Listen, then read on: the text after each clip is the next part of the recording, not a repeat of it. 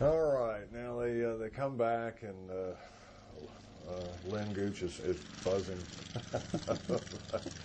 buzzing the runway there.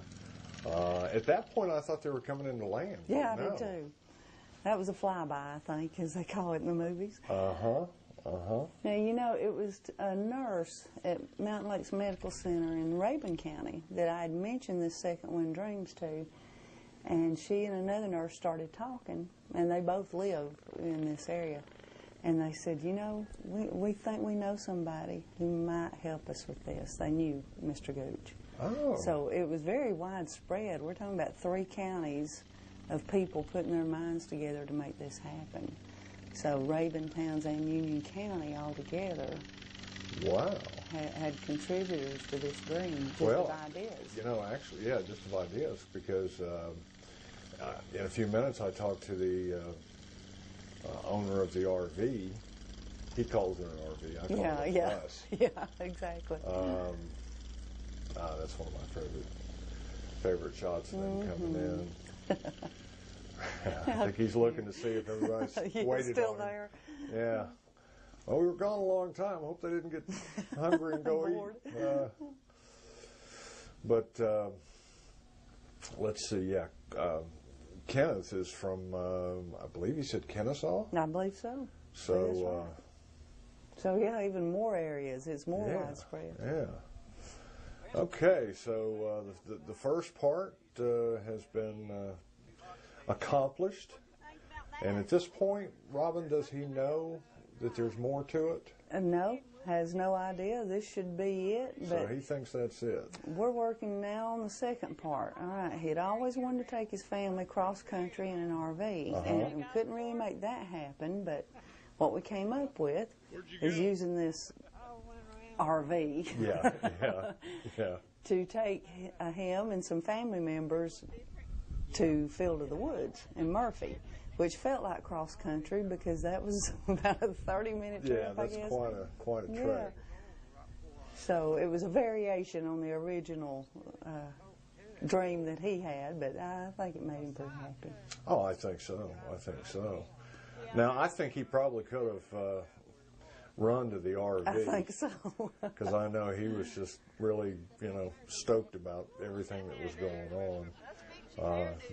Got wind-blown hair. Yeah, of course. We always worry that our loved ones look good. You got to get that hair fixed. Yeah.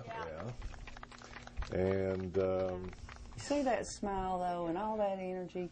It's a fascinating thing with hospice patients. Anybody, not just hospice patients, when you're feeling bad, if something good is happening to you, or you have hope about something, your spirit kind of takes over instead of your body. Right. And we see it time and time again, and that's an amazing thing to me. And he responded well after this day, did he not? He did. I can imagine a smile. Now here's the bus driver. Well, I'm Kenneth Westmoreland. I'm from Kennesaw, Georgia. We're here today to take Mr. Payne up in a helicopter ride first, and then in my motorhome to the Field of the Woods in North Carolina. Well, it is a bus converted into a motorhome. Have you done anything like this before? No, not really. I try to do some things to help out, but this is something that I think it just make me feel good. Hilda Thomason with the North Georgia Mountain Fair, we're good friends, and some of the hospice people had asked her to if she knew somebody that had a motorhome, and of course we're good friends, so she asked me if I'd do it, and I was glad to do it. Nice fella. He's very gracious to share his time. Now, we're on the RV, or the bus, or the motorhome, or whatever you want to call it. It's Rockstar Tour Bus is what it is. I'm talking about, seems to me, literally, granite countertops, and, the fixtures were incredible. And now he's being told that they're headed to Field in the Woods, right? Mm-hmm. And that was to be private for the family. Right. Widescreen TV. Yes.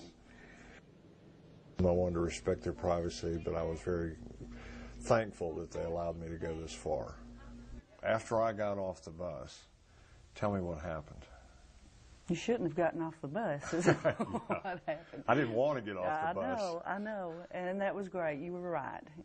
They needed to have their family time. But before the bus left the airport, a very special call came through from Gene Watson. Wow. To the patient.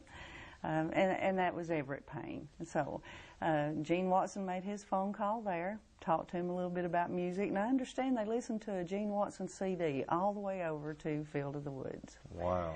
And we were all following like a little parade, and when we showed up at Field of the Woods, there were church members. Mr. Payne's church members were there, had their musical instruments.